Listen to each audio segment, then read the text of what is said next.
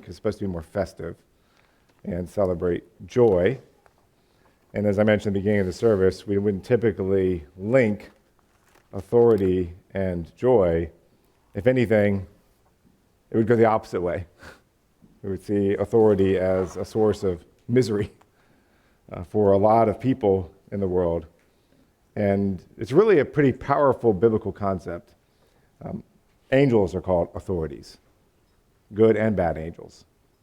And obviously some of them use authority well and some of them use it poorly. Our government is called an authority. Studying authority just as a biblical concept is a very valuable study. But what I want to focus on today as we work through Advent is the author, and I'm deliberately making this play on English words, and it actually ties very well to the understanding of authority in the Scripture. But think author and authority. That where you have authority, you then are being drawn up with God into basically telling your own story. And hopefully in a way that is aligned with God's purposes and not in a way that brings you to a bad end. So that's where authority and what I've been calling agency is very closely related. Now, last week we talked about God, self, and others. And next week we talk about actual Christmas, the birth of Christ, the incarnation, the Word becoming flesh, God embodied. But as we looked at God, self, and others, those were our main points. You're trying to get to this idea that John's talking about, where when everything's said and done, there's just going to remain people who are able to love, and they'll remain, and people who aren't. And they'll be swept away in destruction and torment, and what the Scriptures call hell. And the birth of Christ is all about stopping that descent into death, into self-absorption, into isolation, into outer darkness, into weeping and gnashing of teeth, into torment. And if we are going to remain when this whole current order that we know of as the curse, all of us yearning for that day, no more mourning, no more crying, no more death, no more pain, the curse is gone. But if we're going to remain standing with God on that day and remain when this current torment wave has passed, when death has passed, we must love. And to love, we must discover or rediscover our original authority as beings made in God's image. It's the first thing God says about humanity. Male and female, he created them in his image. In the image of God, he created them. And he says, let them rule. So the author and authority, all authority, Scripture says this repeatedly, actually belongs to God because he's the author. And as we try to grasp that concept of a sense of being drawn, in the end, not by our works, but by God's grace, into his authority and his power in your life to come to a good end. And that becomes a message of joy and hope. It's hard to have joy if you feel like a powerless prisoner in your own life. And people struggle with this kind of stuff. Somewhere deep inside, we feel like a powerless prisoner in our own life, and we tend to want to immediately say, well, why do I feel like a powerless prisoner in my own life? Because I'm oppressed, because of this, whatever. Oppression's obviously terrible and bad. But there's a lot of oppression in Jesus' day. And he made a point of saying, that's not what's enslaving you. And then a huge percentage of the Roman world's population were, in fact, slaves. And the main Christian message was, you can have authority, the only kind of authority that really lasts, even as a slave. All this other stuff is temporary. Doesn't mean slavery is good. Paul said the slave trade was evil. Jesus is trying to get something deeper than that. And not getting hung up on all these temporary outward manifestations of a deeper problem. If we're not willing to tackle that deeper problem, it's never going to get fixed. And if we tackle the deeper problem, it can't help but get fixed eventually. It's hard to have joy if you feel like a powerless prisoner in your own life, but true authority comes from the author of life. So we have to ask what really enslaves us. And if we knew what really enslaves us, this is kind of Jesus' message, do you even want to be free? Is it worth the effort to you? Because to put it in more counseling terms, we're very addicted to the things that enslave us.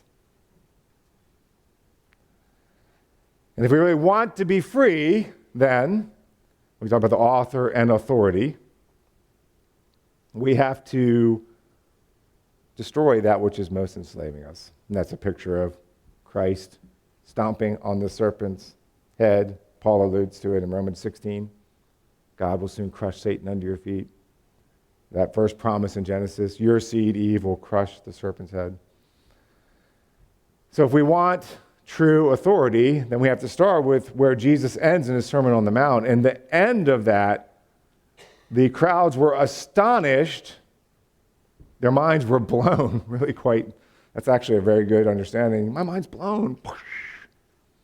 Because Jesus, unlike any teacher they'd ever heard, spoke as one having authority. Authority. And not as their teachers. So if we want to gain that, that's a picture of the Trinity. We may come back to that later, but we need to understand authority and what does it mean when we say we're humans and our level of being. And what does that mean? We'll come back to that later. We want to start with practical things of rediscovering our original intended being. And to do that, we have to hear something. We have to hear the Master. The one that when people heard him said, wow, this guy has blown my mind, but he sure seems to know what he's talking about. And as he winds down the Sermon on the Mount, Jesus gives four very strong commands, urgencies. You really need to do this. And the first one is enter the narrow gate. We want everything to be easy. It's getting worse and worse in our world. It used to be that if you wanted to buy a Christmas gift, you got up, dealt with the madness of the rush, the long lines, the poor harassed clerks, the impossible parking, and you did it. Now, you're on Amazon, and at this point, your computer basically says, now you need to get up and get your credit card, and you're like, really? I got to get up, go get my wallet, go find my credit card, and I feel burdened and put out by that. This is just in your guys' lifetimes. We don't want things to be hard, and the more you don't want things to be hard, the more everything starts to feel hard. When you just keep shrinking back from that. And Jesus winds down his sermon and says, enter the narrow gate. The way to life is hard. That's written in a pedestrian world. Because we want everything to be easy and we're so quick to vilify God and we live in a modern world, we say, well, why did God make the way to life narrow and the way to destruction broad if he wants everybody to be saved? Why did he make the way to life this winding, narrow road and he made the way to destruction the beltway? Which is a way to destruction. But why did he make it this 8-lane superhighway? And that's not what Jesus is talking about at all. You have to get back into his world. If you walked everywhere you went and you saw a path that was very beaten down and wide, what would that tell you? A lot of people walked on it. And if you found a path that was very narrow, what would that tell you? So it's not saying anything about God making them one way or the other. It's just an observation. Take the road less traveled. He's not happy about it. It's just an observation. Few are willing to take the hard way. Our job in our little community, the only thing we can affect is to make the few a few more. And we want to be people who are willing to do the hard things and enter that narrow gate. John, in John 1:12, says, he came to his own received him not. But to those who received him, he gave the right, but really, he gave the authority to be children of God. If you receive him, he will give you authority to be God's child. But most don't.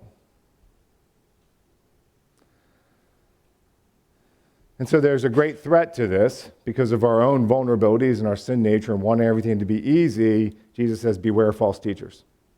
That's he's winding down the Sermon on the Mount, Jesus' most famous sermon. It says, enter the narrow gate, do the hard thing. And as you're trying to do that, watch out for false teachers. Beware false prophets who come to you in sheep's clothing, but inwardly are ravenous wolves. And he talks about their fruit and noticing people by their fruit. And that can take 20 years. You really have to be willing to take a long view. Again, our click of the mouse, microwave culture doesn't take a long view. But false prophets, Peter says it so well, they're really good salesmen, but what they're selling is they're making merchandise of you. And really, it's about their appetite, their hunger, their greed. So in all this preaching of, for example, prosperity gospel, who prospers? The preacher of it. He gets the money. And we have to get better at discerning, I'm not sure you're really trying to help me. I think you want to suck me in, draw me in. And I don't think you're really trying to sell the gospel. I think you're trying to sell me for whatever way that satisfies you. Why is a wolf ravenous? Are wolves just innately ravenous? Are they? If a wolf's eating 20 pounds of meat, is it ravenous? No, it's hungry. So it goes hunting. Watch out for people who just don't seem to be full. That's why they're ravenous. So beware of false teachers. Remember, he's trying to give you authority, if you'll receive him, to be a child of God. It says you need to enter the narrow gate. You got to watch out for something. There's something you need to gain. You need to gain a heart like the Father's. It's not really the end about what you do. People did all kinds of great things. By the way, Jesus is preaching the Sermon on the Mount. He's got his apostles around him. Which apostle is sitting right there that isn't one of his people? Did Judas cast out demons, heal the sick? Was Judas one of his own? No. Don't be drawn in just because people do spectacular works. And the works are spectacular. That's great. You're casting out demons, you're healing the sick. It's not really what God's about. And he says it, one of the most chilling statements in Scripture. Not everyone who says to me, Lord, Lord, will enter the kingdom of heaven. Judas is sitting right there. Plus the crowds in the Sermon on the Mount. But the one who does the will of my Father who is in heaven, and that people go back to their works. Did we not prophesy in your name? Cast out demons in your name. Do mighty works in your name. I never knew you. Depart from me. You workers of lawlessness. Wow.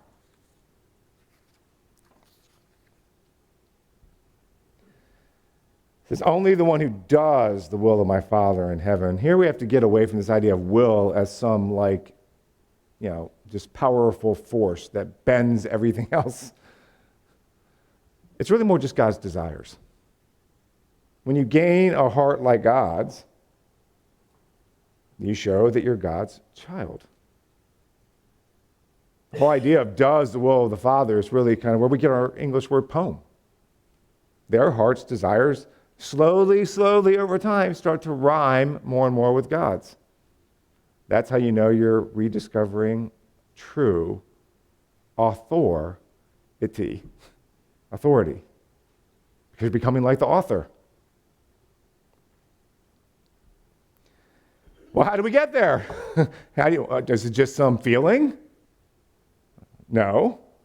The ravenous wolves will manipulate your feelings, make you feel good for a minute. If you want to get there, you have to practice the words of Jesus, the great ending of, look, the house you're building is the house of your own destiny in your life. And you can build it one of two ways. You can take the shortcut and just throw it up on sand and put all your money and your effort into building this spectacular structure. Or you can do the hard work of digging deep until you get to bedrock, which are the words of Jesus. And most of your work's can be put there. But I'd rather have a cottage on a rock than a mansion on sand when the storm comes. And most of the work is very deep and more from a counseling point of view, what we would call affective, changing our desires, and unseen by other people. But what they'll see over time is the fruit. You'll see it over time.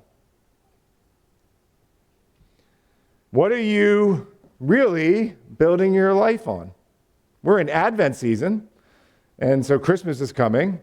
Are Jesus' words foundational to you, or are they tacked onto your house like Christmas lights? They look pretty. It's nice to spice it up every once in a while and let everybody know that I'm celebrating Christmas too. I like Christmas lights, by the way. I'm not trying to be screwed here. I'm just saying they're not really foundational, are they?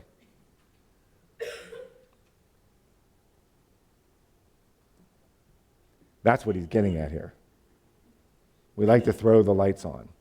And especially when it's dark and people don't look too closely, a shack can look spectacular. Jesus is like, well, that's not foundational. Well, you dig deep and build on his words. Because there's only two kinds of people in the end. People who do that and people who don't. And he talks like that and stops. And his last words are, and it fell with a great crash. So there's his feel-good moment at the end of the sermon. Don't want to leave anybody wrestling with anything too heavy or walking out discouraged. His sermon is like, get real, people. You need to deal with this. It fell with a great crash. And the crowds are like, and? Because there's always the happy ending, right? And then their minds are just like, wow. And then they say, this guy has authority. He has authority. There comes a time where we need to stop working so hard to think that Jesus didn't really say what he said, because that's troubling, and stop analyzing it and just say, that's bedrock. I don't need to hit bedrock and then start trying to jackhammer it. I'll just break the jackhammer. You can't get lower. At some point, it's just, do I build on that or not? Or do I not like it, so I'm just going to keep trying to figure out why it doesn't say what it says, why Jesus didn't say what he said?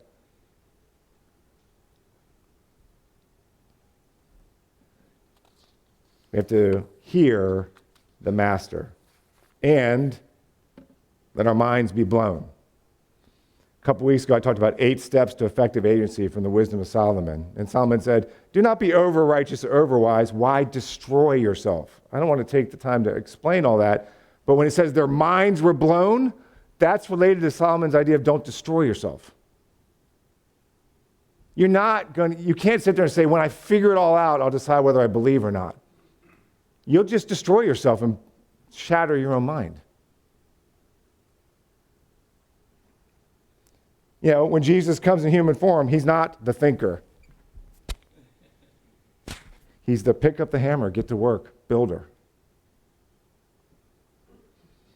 How many of you ever tried to do a major project on your home and didn't want to start until you could figure everything out? So when did you start? Oh, I still haven't started. At some point, you just have to say, okay, and you get in there and you're like, oh, wow. And now so I start tearing down walls. I'm like, I didn't even know that was back there. And could you have ever figured out it was back there and that's what you really needed to deal with until you tore the wall down? No, you couldn't, because you couldn't see it. You can't understand everything ahead of time and then decide whether to do the project or not. There's appropriate level of planning, and then there's pick up the hammer and get to work. And go do it. So, if we really want to hear the master, when we talk about his authority, then you have to stay on mission. So Matthew's first sermon from Jesus ends with he has authority, and then in Matthew, Jesus, and we're a Bible church, we know Matthew 28 well. Jesus is risen from the dead, and he says, all authority has been given to me. Make disciples. That's the command. Go is as you go, while you go, because you're going, wherever you go, however you go. In your goings, bring intentionality. Everybody you meet, part of what you're trying to do is just hear where they are and try to give them a word from Jesus. Where they are. And we're supposed to be bringing an intentionality to that. Make disciples, because the guy who has all authority said, go do this. So go do it. And he's really emphasizing your mentality. The command is not go. That's presumed. In life, life is full of goings. I'm going to work. I'm going to school. I'm going to Jehovah Java. I'm going to whatever. In all of your goings, wherever you go, while you're going, do this. Make disciples. Isn't that what Jesus did? And as you do that, you are rediscovering authority and agency. Romans 16:20, I alluded to it earlier. The God of peace will soon crush Satan under your feet. All this stuff that's holding us back from being who God created us to be. So, when you try to rediscover authority and agency, I have a question for you. What is authority? You hear that word? Don't worry. I'm not trying to make sure you get exactly the right answer. I want to know, when you hear that word authority, how does that strike you? What does that mean to you? There's not really a wrong answer. There's just only one I'm looking for. No. What is authority? I mentioned at the beginning of the service and said, does that sound like joy to you? Maybe when you're in authority. Short of that, it's like, oh, great. What is authority, Nancy? When I listen to somebody and I give them authority, I like for them to have a track record of doing the right thing. Okay, that's true. That's good. In other words, you want to see that the person has character and follow through. So you're giving them authority. So what did you give them? Respect. Okay. D? Give them the power to do it. You give them the power to do it. Okay. The initiative. Initiative. Okay. So respect. Good. Power, initiative. Vesta? Permission. Okay. Permission. Paul?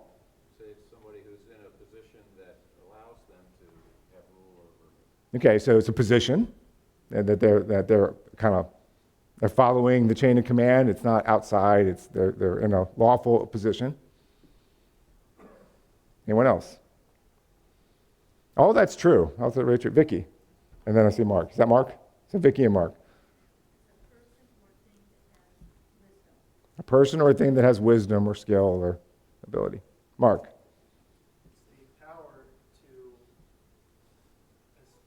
Establish and enforce Okay, no, power to establish and enforce standards.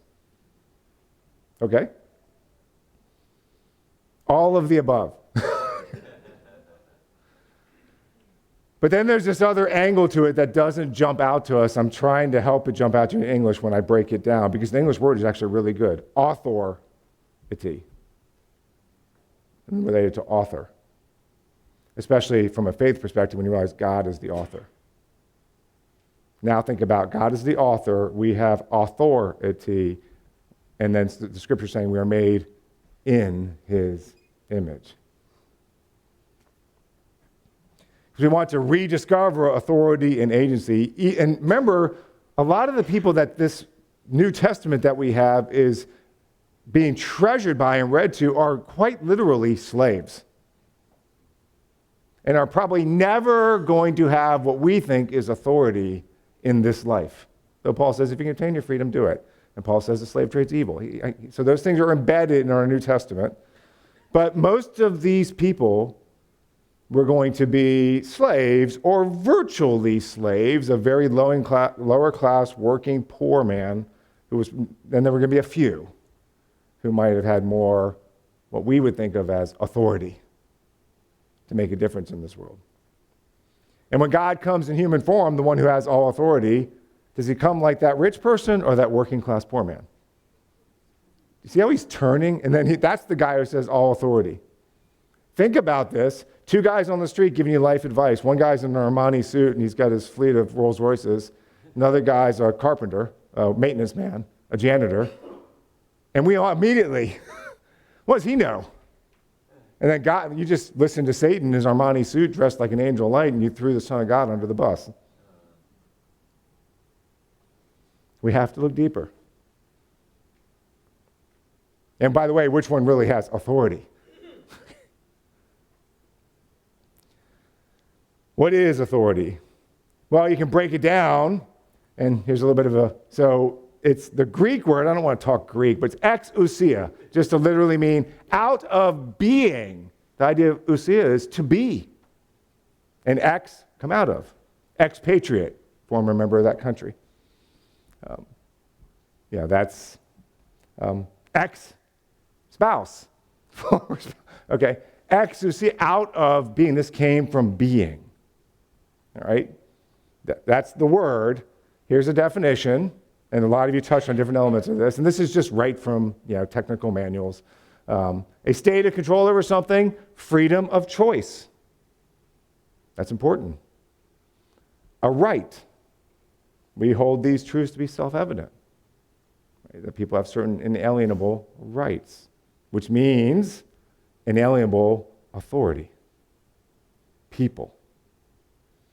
Potential or resource to command, control or govern, capability, might, power. Okay.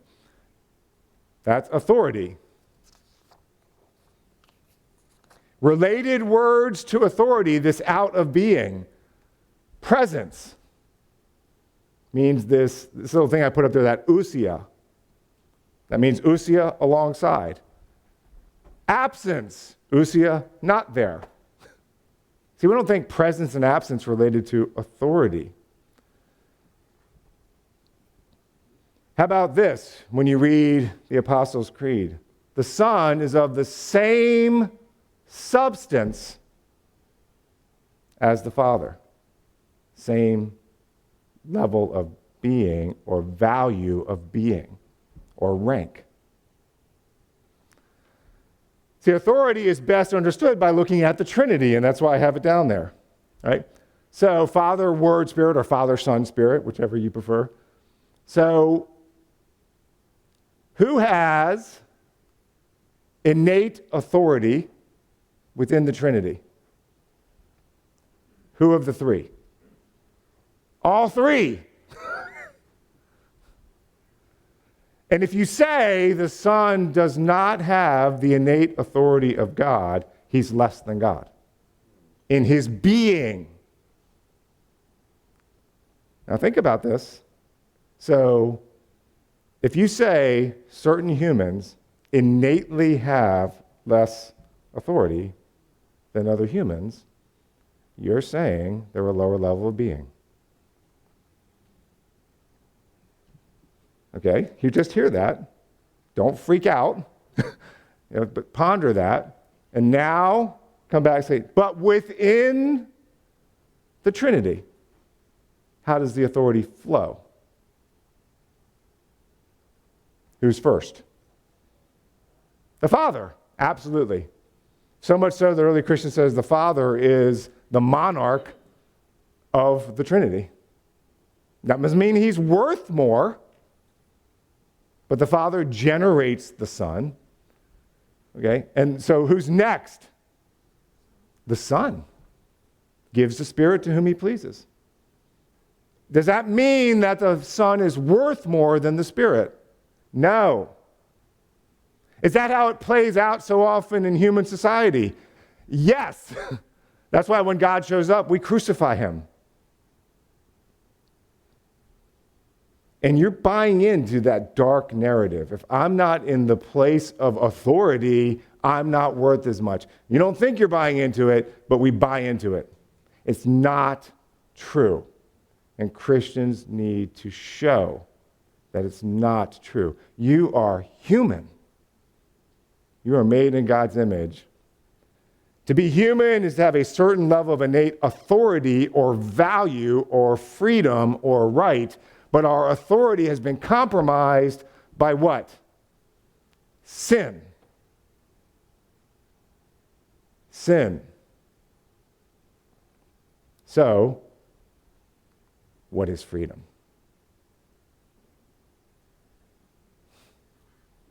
Jesus said it. Bigger context. He's saying, if the Son sets you free, you'll be free indeed. How did they respond to that? We're free. We've never been slaves to anyone. Jesus comes back and says, really? It's kind of ironic if you even know Jewish history at that point. Okay? But just on a political level. But Jesus isn't getting into politics.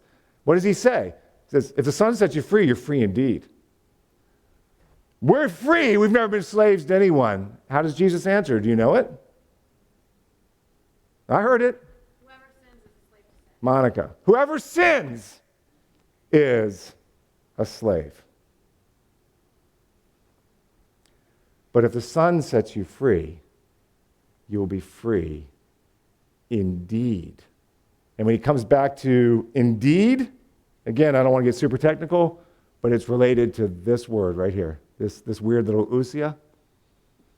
If the Son sets you free, you are free indeed. You are free truly. You are free foundationally. You are free in your innermost being. And from that will flow X out of your being. Does Jesus talk like this? If you believe in me, out of your innermost being will flow rivers of living water. And that doesn't mean that the authority flows indiscriminately. So, who has more value, a king or a slave? It's equal. They're both human. Which way does authority flow? From the king to the slave. And then the king in a fallen world will often lord that over them. And then the people feel less than human. But you can set the slave free and it doesn't really make him more human. He's still going to die in his sin. And the king can lose his throne but discover Jesus and he's free.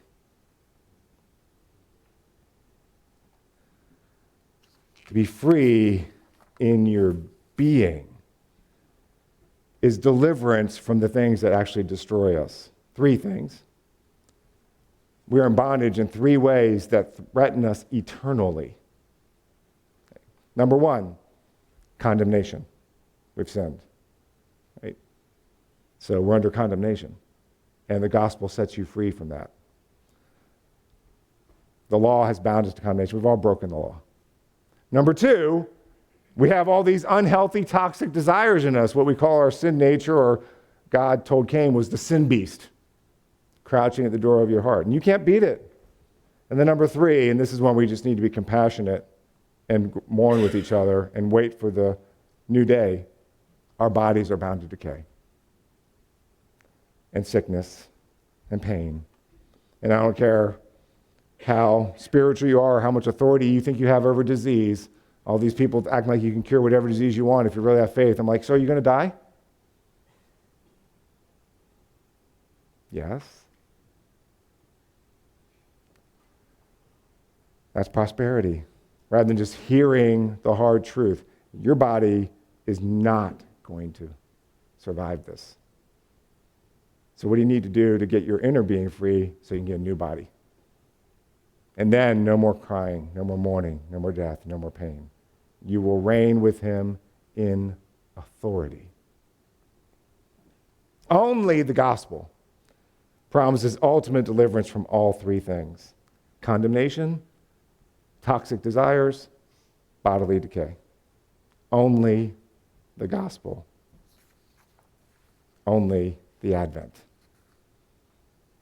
Since we are all enslaved to those three things, it really is, if the Son sets you free, you are free indeed in your innermost being. Aren't you grateful for the Advent? Go make disciples with joy. The joy of the Lord is our strength. Let's pray.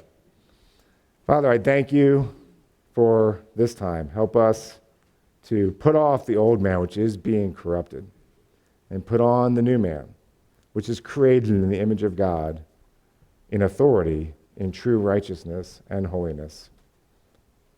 I pray that you would help us to really live out the gospel and practice, implement, do the words of Jesus and build our lives on the rock. Pray these things in Jesus' name. Amen.